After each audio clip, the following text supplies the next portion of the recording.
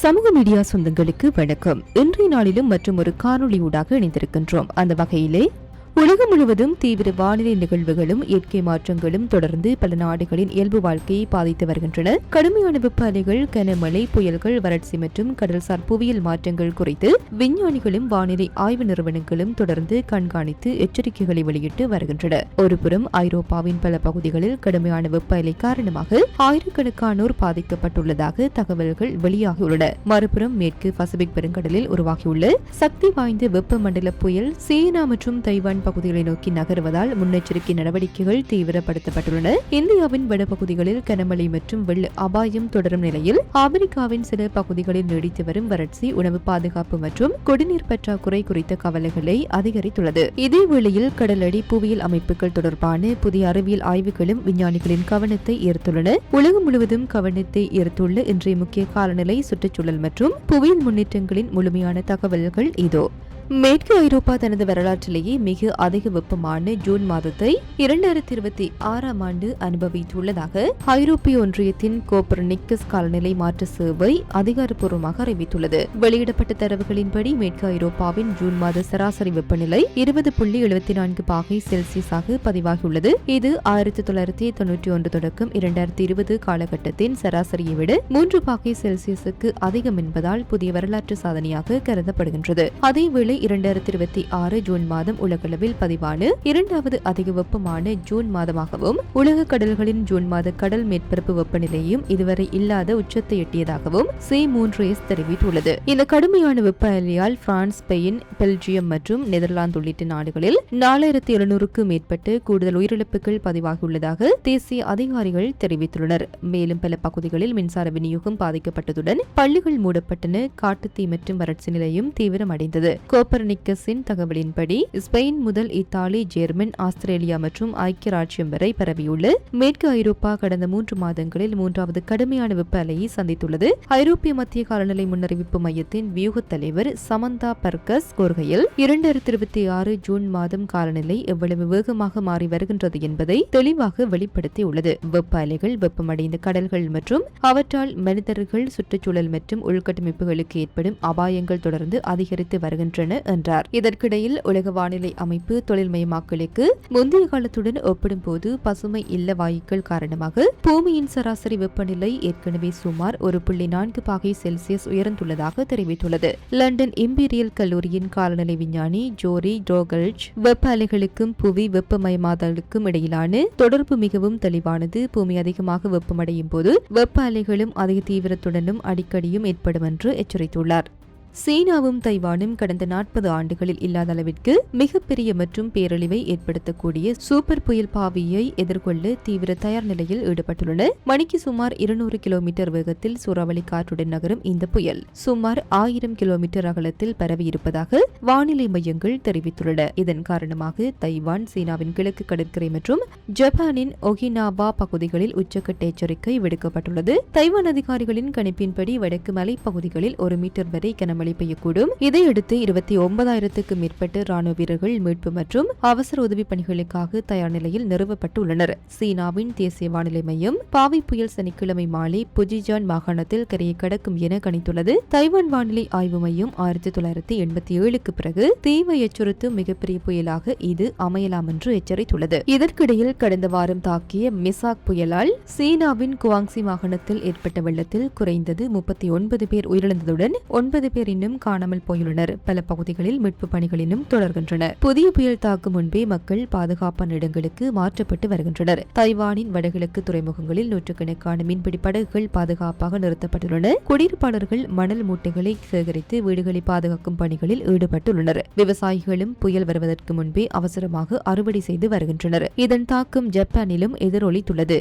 Japan airlines மற்றும் all Nippon Airways நிறுவனங்கள் பல உள்நாட்டு மற்றும் சர்வதேச விமான சேவைகளை ரத்து செய்துள்ளதால் ஆயிரக்கணக்கான பயணிகள் பாதிக்கப்பட்டுள்ளனர். காலநிலை விஞ்ஞானிகள் கூறுகையில் எல்னினோ தாக்கம் மற்றும் பருவநிலை மாற்றம் காரணமாக இந்த ஆண்டு பசிபிக் பெருங்கடல் பகுதியில் உருவாகும் புயல்கள் வழக்கத்தை விட மிகவும் தீவிரமாக இருக்கக்கூடும் என்று எச்சரித்துள்ளனர். நிபுணர்களின் கருத்துப்படி பாவி புயலின் பாதையில் ஏற்படும் சிறிய மாற்றம் கூட பேரழிவை பல மடங்கு அதிகரிக்கக்கூடும். எனவே சீனா, தைவான் மற்றும் ஜப்பான் ஆகிய நாடுகள் தொடர்ந்து அவசர கண்காணிப்பில் உள்ளன.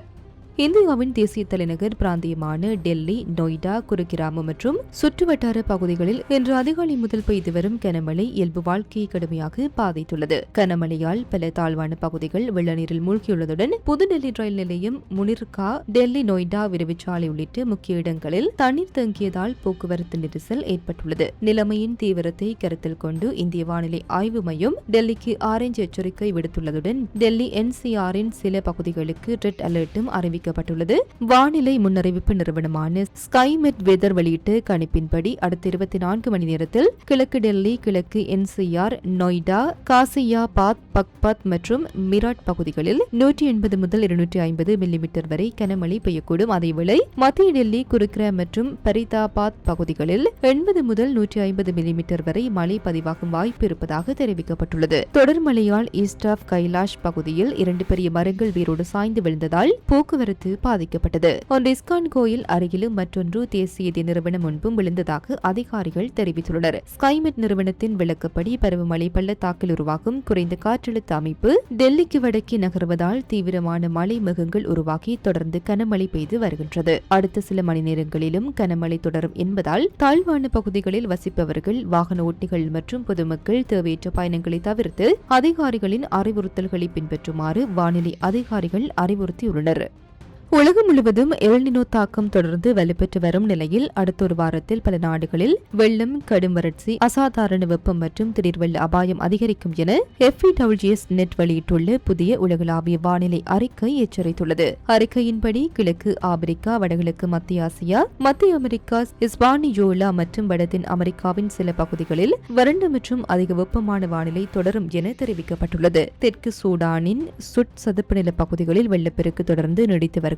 அதேவேளை கடந்த 30 நாட்களுக்கு மேலாக போதிய மழை பெய்யாததால் எத்தியோப்பியா, எரிட்ரியா, தெற்கு சூடான், மத்திய ஆப்பிரிக்க குடியரசு, காங்கோ ஜனநாயக குடியரசு, உகாண்டா மற்றும் கென்யாவின் பல பகுதிகளில் கடுமையான வறட்சி நிலவுகின்றது. தெற்கு சூடானின் சில பகுதிகளில் 8 வாரங்களுக்கும் மேலாக நீடித்து மழை பற்றாக்குறை கடுமையான வறட்சி உருவாக்கியுள்ளதாக அறிக்கை சுட்டிக்காட்டுகின்றது. மறுபுறம் Guinea, Sierra Leone, Liberia, Cote d'Ivoire, Ghana, Togo, Nigeria மற்றும் தென்மேற்கு கெமரூன் உள்ளிட்ட நாடுகளில் சராசரியை விட அதிக மழை பெய்யும் என கணிக்கப்பட்டுள்ளது. இதன் காரணமாக கினியா வளைகுடா கடற்கரை பகுதிகளில் வெள்ளப்பெருக்கு மற்றும் திடீர் வெள்ள அபாயம் அதிகரித்துள்ளதாக நிபுணர்கள் எச்சரித்துள்ளனர். மேற்கு Sahara, Mauritania, Chad Sudan, Uganda, மேற்கு கென்யா, எரிட்ரியா மற்றும் எத்தியோப்பியாவின் பல பகுதிகளில் 35 பாகை செல்சியஸுக்கும் அதிகமான அசாதாரண வெப்பநிலை பதிவாகும் என கணிக்கப்பட்டுள்ளது. கடந்த வாரம் பெய்த கனமழையின் தாக்கம் தொடரும் நிலையில் மேற்கு எத்தியோப்பியாவின் சில பகுதிகளில் அதிக நீரோட்டம் காரணமாக திடீர் வெள்ளம் மற்றும் நிலச்சரிவு அபாயம் இருப்பதாகவும் FEWS நெட் எச்சரித்துள்ளது. உலகளாவிய காலநிலை மாற்றம் மற்றும் வலுப்பெறும் எல்னினோ தாக்கம் காரணமாக வரும் நாட்களில் உலகின் பல பகுதிகளில் தீவிர வானிலை நிகழ்வுகள் மேலும் அதிகரிக்கக்கூடும் என வானிலை நிபுணர்கள் எச்சரிக்கை விடுத்துள்ளனர். கடலுக்கு அடியில் மறைந்து கிடக்கும் 73 புதிய நீருக்கடி எரிமலை அமைப்புகளை விஞ்ஞானிகள் கண்டுபிடித்துள்ள நிலையில் அவற்றில் சில எதிர்காலத்தில் மீண்டும் வெடித்து பேரழிவை ஏற்படுத்தக்கூடும் என்று புதிய ஆய்வு எச்சரிக்கை விடுத்துள்ளது.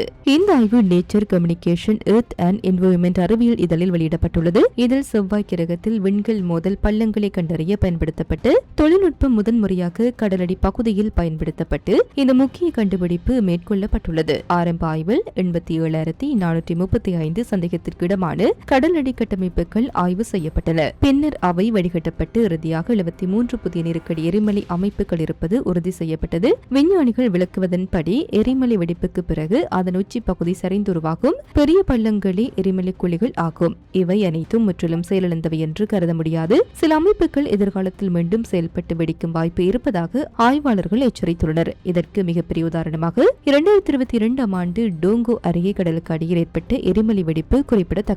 அந்த வெடிப்பு கிரேஷிமா அணுகுண்டை விட நூற்றுக்கணக்கான மடங்கு சக்தி வாய்ந்ததாக இருந்ததுடன் அதன் அதிர்வலைகள் விண்வெளி வரை பதிவாகின. மேலும் அதனால் உருவான சுனாமி அலைகள் சுமார் 148 அடி உயரம் வரை எழுந்து பெரு மற்றும் பிஜி உள்ளிட்ட நாடுகளையும் தாக்கின. பூமியில் நடைபெறும் பெரும்பாலான எரிமலை செயற்பாடுகள் கடலுக்கு அடியிலேயே நிகழ்வதாக விஞ்ஞானிகள் கூறுகின்றனர். எனவே இந்த புதிய கண்டுபிடிப்பு கடலடி புவியியல் குறித்து புரிதலை மேலும் விரிவுபடுத்தும் முக்கிய முன்னேற்றமாக கருதப்படுகின்றது. ஆய்வாளர்களின் கூற்றுப்படி 7 எரிமலை குழிகள் கொண்ட ஒரு பகுதி அதிக அபாயம் வாய்ந்ததாக அடையாளம் காணப்பட்டுள்ளது. இருப்பினும் அவை எப்போது அல்லது மீண்டும் வெடிக்குமா என்பதை தற்போது உறுதியாக கூற போதுமான தரவுகள் இல்லை. அதனால் அந்த பகுதிகளில் கூடுதல் ஆய்வுகள் அவசியம் என வலியுறுத்தப்பட்டுள்ளது. இந்த ஆய்வு எதிர்காலத்தில் ஏற்படக்கூடிய கடலடி எரிமலை வெடிப்புகள் மற்றும் அதனால் உருவாகும் சுனாமி போன்ற பேரிடர்களை முன்கூட்டியே கணித்து உலக நாடுகள் சிறப்பாக தயாராக இருக்க உதவும் என விஞ்ஞானிகள் நம்புகின்றனர்.